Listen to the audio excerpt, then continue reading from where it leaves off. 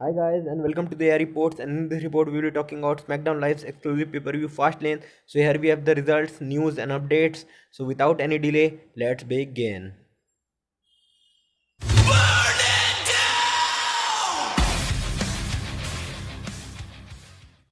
First of all, we saw Brizango and Dillinger versus Gable, Benjamin and Mojo in a good match.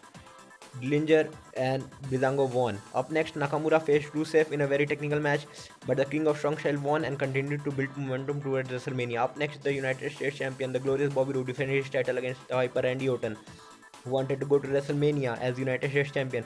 This was a very grueling match, and both superstars brought the absolute best out of each other. They hit each other with moves after move and counter after counter. But as we grew close to the end, Bobby Roode was a little tired, and that's where Randy Orton capitalized as Bobby decided to go for a blockbuster from the middle rope. Randy Orton seemed ready and converted into an RKO out of nowhere, and thus pinned Bobby Roode to become the new United States champion and thus a Grand Slam champion. But the victory celebration was very short-lived as the modern-day Maharaja Jinder Mahal decided to confront the new United States champion and lay a vicious beat down. But Bobby Roode helped Randy Orton and hit Jinder with a glorious DDT, but he was not done. He also hit the new United States champion with a glorious DDT and left ringside in a very angry, devastated, and depressed manner. Up next, we saw Carmella and Natalia versus Naomi and Becky Lynch. This was a good match, but during the end, there was chaos which led Carmella super kicking Becky and which led her pinning Becky, and thus Miss Money in the Bank and Natalia won. Up next, the Usos renewed their rivalry with the New Day, and this match was a cult classic where there was high flying and copying of moves and swapping. The Usos tried the Unicorn Stampede, the Midnight Hour, and the Boom Drop, but then the New Day also returned the favor.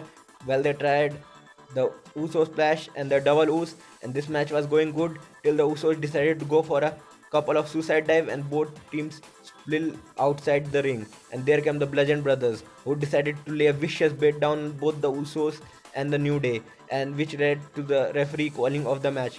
But the Bludgeon Brothers were far from over. They continued their beatdown on the both teams until they were senseless. After that, they left the ringside, but they made a huge statement. And could there be consequences on coming episodes of SmackDown Live? We have to wait and watch. Up next, there was the Women's Championship defense, where the Queen Charlotte Flair defended her titles against the leader of the Riot Squad, Ruby Riot, in a singles match.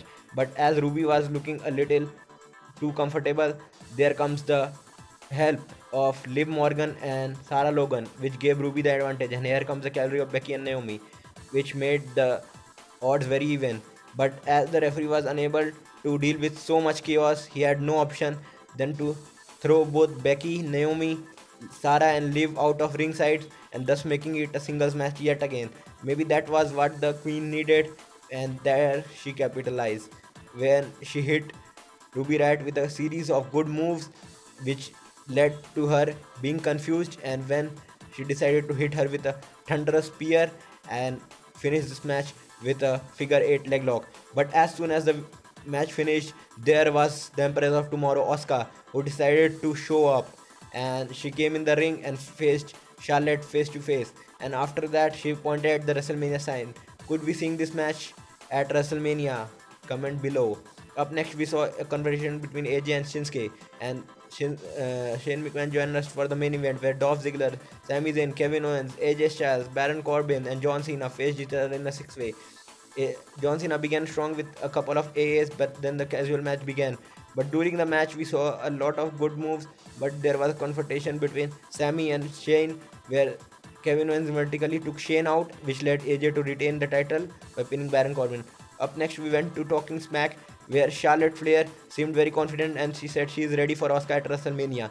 Up next, Randy Orton is also very happy to be United States Champion. On Asuka confirmed that she is facing Charlotte. And Bobby Roode also in an interview said that he's very depressed, but he's ready. Alexa was very happy, and then AJ also seemed very happy.